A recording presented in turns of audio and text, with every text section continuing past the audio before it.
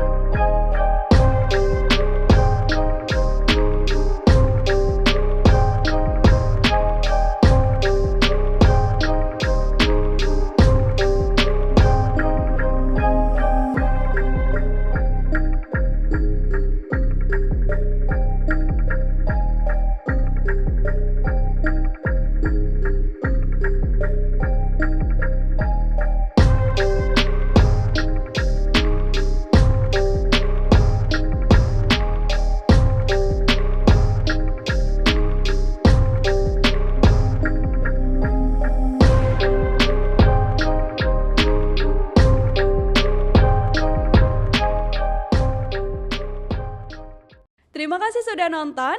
Jangan lupa like, subscribe, dan share ya.